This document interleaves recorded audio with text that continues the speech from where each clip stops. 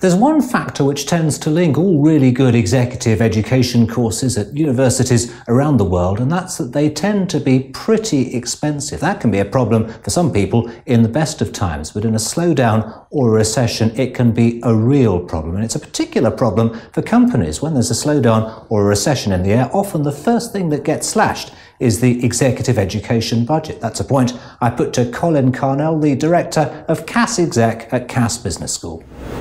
That's a commonly held view, and certainly in previous recessions, there was quite a lot of evidence to suggest that that is in fact what happened.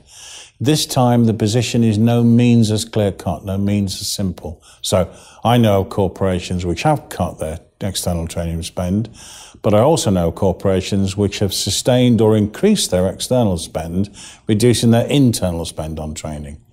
Some organisations have rationalised their external providers, but retained some. And then with the external providers they've retained, they've actually given more business to. So the position is rather more complicated than it used to be. Make the case for an individual who's thinking about paying now for an executive education. Why is now a good time? What recessions do is accelerate trends that are already in place, that are already happening. You can't fight the trend. The trend is going to come to fruition. What happens in a recession is that progress towards that fruition is accelerated. Now, in terms of your future career, the question then becomes one of, do I want to be on top of the trend or behind it? If I'm behind the trend, I get hit by the receding tide. If I'm on top of it, I'm rather like a wave rider. I can build a future career out of being on top of the trend.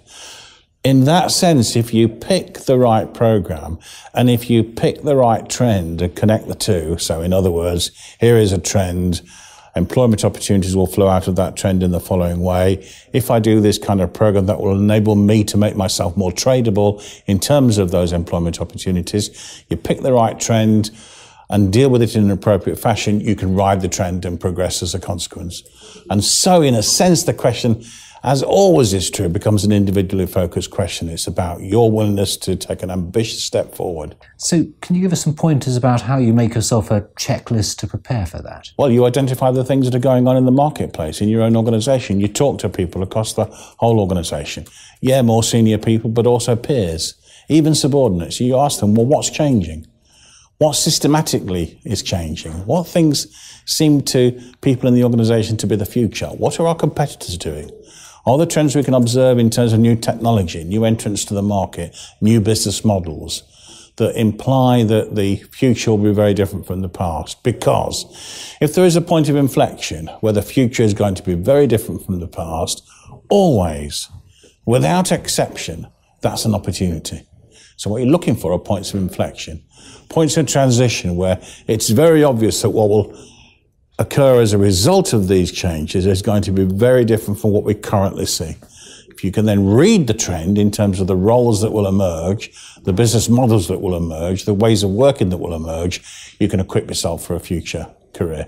What about the people who are looking forward to graduating in the coming months? Surely they're heading into a very scary job market. They are going to be going into a tough job market, that's certainly right. Although even that is a simplification of what's really happening. So many of the organisations which reduced their recruitment in 2008 have in fact flooded back into the market. The number of people working in financial services in the City of London is on the way back up again.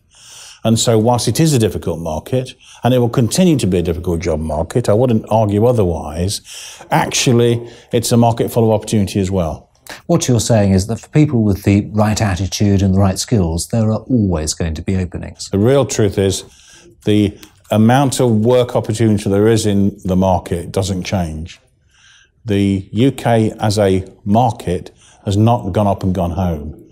Yes, it's a smaller market today than it was 2 years ago, but even the biggest estimates of the fall-off is only 6%. So that means that 94% of what existed in 2007 is still working. Professor Colin Carnall, thank you very much. My pleasure.